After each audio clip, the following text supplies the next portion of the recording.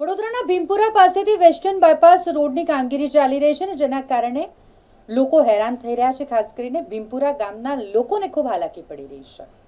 અહીં કોન્ટ્રાક્ટરની બેદરકારીના કારણે અને અધૂરી કામગીરીના કારણે લોકોને ખૂબ હાલાકી ભોગવવી પડી રહી છે. આજની જ વાત કરીએ તો ભીમપુરા ગામમાં એક વ્યક્તિનું મૃત્યુ થયું હોય એટલે અંતિમ વિધિ કરવા માટે જવું પડે અને અંતિમ વિધિ માટે જે અંતિમ યાત્રા એટલે કે અર્થી લઈ જવાની હોય તેમાં પણ વિઘ્ન આવી રહ્યું છે. ભીમપુરા ગામના લોકોએ આ મામલે રોષ ઠાલવ્યું છે અને કામગીરી વહેલામાં વહેલી તકે પૂર્ણ કરવામાં આવે અને યોગ્ય રીતે કરવામાં આવે તેવી માંગ કરવામાં આવી છે. સ્થાનિક લોકો ભેગા થાય અને તંત્ર પાસે આશા વ્યક્ત કરી રહ્યા છે કે તંત્ર વહેલી તકે રોડની કામગીરી કરાવે, કારણ કે માર્ગ પરથી પસાર થતા વાહન ચાલકો ધૂળની ડમરીઓ ઉડે છે. રોડ પર પથરાયેલા કાંકરાના કારણે અનેક મુશ્કેલીઓ વેઠવી પડે છે. અનેકવાર રજૂઆત કરવામાં આવી છે પણ કોઈ સાંભળતું નથી. સ્થાનિક લોકો ભેગા થઈને વિરોધ નોંધાવ્યો અને વહેલી તકે આ રોડની કામગીરી પૂર્ણ કરવામાં આવે અને રોડ સારો બનાવવામાં આવે તેવી માંગ કરે છે, કારણ કે અકસ્માત થઈ શકે તેવી પણ પરિસ્થિતિ છે.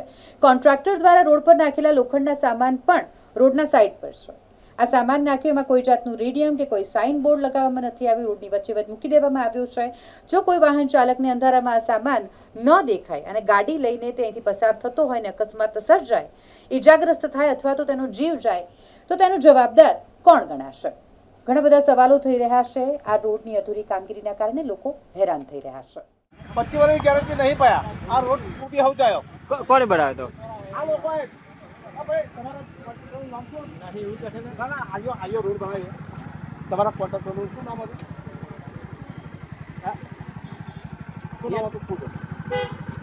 ના આ રોડ તૂટી હવ જાયો. જો તમે બરાબર એ તો 25 વર્ષની ગેરંટી આપતા હતા તો 25 વર્ષ આ 25 વર્ષની ગેરંટી યાર હજુ આ વરાય નહીં થયું. તૂટી ગયો રોડ. જો તમે આ ભાઈ હતા સુપરવાઇઝરમાં હતા તમે. આ રોડ કોણ બનાવે?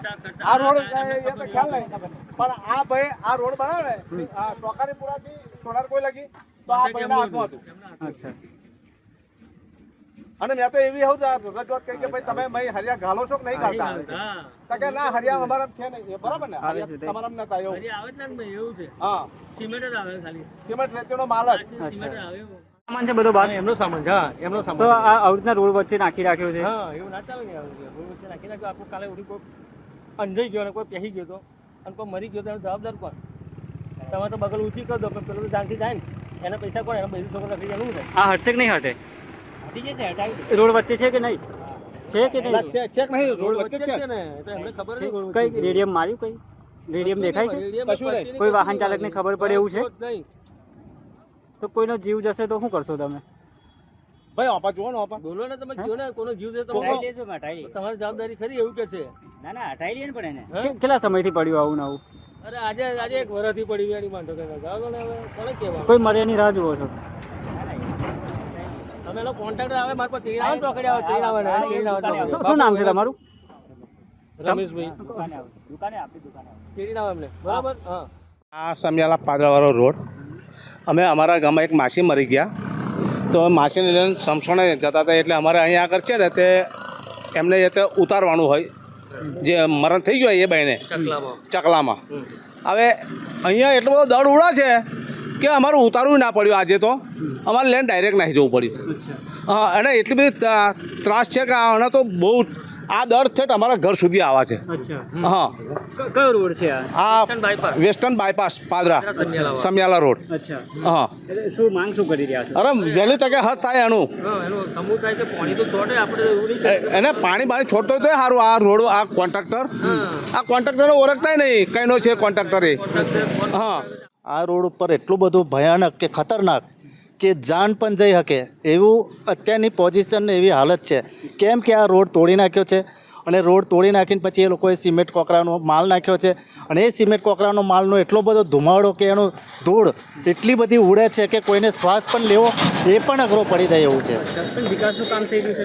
વિકાસનું કામ તો થઈ રહ્યું છે એ ના, પણ આ થતું નહીં. એનું આગળની કંઈ કાર્યવાહી સરકાર કરે એવી અમારી અપેક્ષા છે. જે ધૂળ ઉડે કેટલી તકલીફ થાય છે? અરે બહુ તકલીફ, એટલે જાન પણ જતી રહે એવી સિચ્યુએશન છે અત્યારની. અને કોઈ બી ફોર વ્હીલર સાધનો જતો હોય આવતો હોય, જો એની પાછળ આ બાઇકો લઈને ફેમિલીવાળા નાના નાના છોકરાઓ એ પણ જો બાઇક ઉપર સવાર કરીને જાય છે તો એમને શ્વાસ લેવામાં બહુ તકલીફ છે. અને પણ જાન પણ જીવ પણ જતો રહે એવી પરિસ્થિતિ છે. આજુબાજુના ખેતરવાળા આજુબાજુના ખેતરોમાં લોકો વસવાટ કરી રહ્યા છે. નાના નાના બાળકોને સ્કૂલે જવાનું હોય, આવવાનું હોય, એ લોકોને પણ ઘણી મુશ્કેલી અને તકલીફ પડી રહી છે. અહીંના લાગતા વખતે કોઈ નેતાને જાણ કરી આ બાબતની? હા, એના લાગતા વળગતા નેતાઓને વાત કરી છે અને એમને પણ એવું કીધું છે કે ભાઈ ટૂંક સમયમાં તમારું નિરાકરણ આવી જશે. તો હવે શું સમસ્યા છે તમારી? હવે અમારા સમસ્યા એ છે કે વહેલી તકે થાય એવી અમારી માંગ છે. અરવિંદભાઈ સિરકી, ગ્રામ પંચાયત સભ્ય. જય માતાજી. આ રોડ છે સમિયાલા બાયપાસ વેસ્ટર્ન. અમે એવું કહીએ વેસ્ટર્ન કહીએ છીએ. અમે ભીમપુરા ચોકડી આપણે નીકળ્યો ડાબી સાઈડ પર રોડ છે આવ્યો, બરાબર.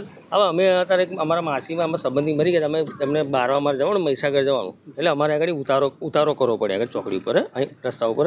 પણ એટલી બધી ધૂળ છે એટલે અમે અમને ઉતાર્યા ના અને અમે ટ્રેક્ટર નીકળી ગયા, કારણ કે એટલી બધી ધૂળ એટલે અમને ઊભા કરી રાખીએ. તો આ સરકાર હવે કોને કોન્ટ્રાક્ટ આપ્યું છે કે શું છે આપણને કોઈને ખબર નહીં.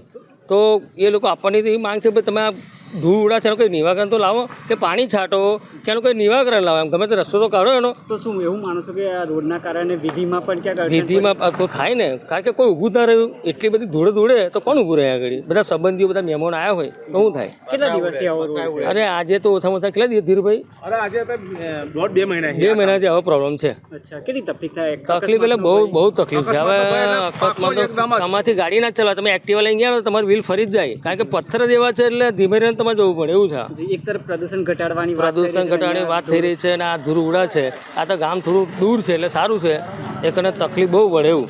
હા, અને આપણે તો આ રસ્તો સારો થઈ જાય ફર્સ્ટ ક્લાસ તાત્કાલિક તો સારું, એમ આપણે બીજું માગીએ. આપણે કેટલા સુધીનો પટ્ટો બાકી છે? અહીંયાથી એવું કહે છે કે અંપા લગીને કામ આવ્યું છે, પણ અમે ખબર નહીં હજુ કેટલે આવ્યું છે. આપણે રાયપુરા ચોકડી ને આપણે આટલા લગીને કે રાયપુરા ચોકડી કે રસ્તો આવી ગયો છે, પણ અમે આ તો ખાલી કહ્યા કરે છે, કાગળ ઉપર છે બધું કામ એવું.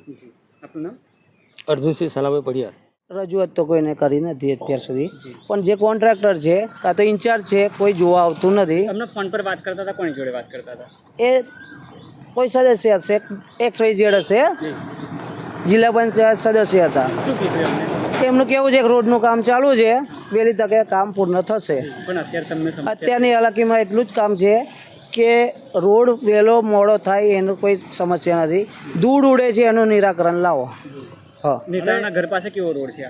હા, તે બી સેમ જ છે, તે પાણીનો છંટકાવ થઈ રહે છે. અચ્છા, પાણીનો છંટકાવ થાય. હા, અને અહીંયા અરે આમ જનતાને તકલીફ પડે એ ચાલે. અચ્છા, હા, એટલે નેતાના ઘર આગળ સારું ને અહીંયા બીજા લોકો મરે. હા હા એવી સ્થિતિ? હા, એવી સ્થિતિ છે. કેટલી તકલીફ થાય છે અહીંયા? તકલીફ તમે જોઈ શકો છો, લાઈવ જોઈ લો કેટલી તકલીફ પડે છે. 2 વ્હીલર વાળા બિચારો રોજ ડેલી પડી જાય છે ધૂળ ઉડવાથી, અકસ્માતનો ભય છે. તો લાગતું નહીં કે તમારે ત્યાંના નેતાઓ કંઈ કામ કરતા હોય એવું?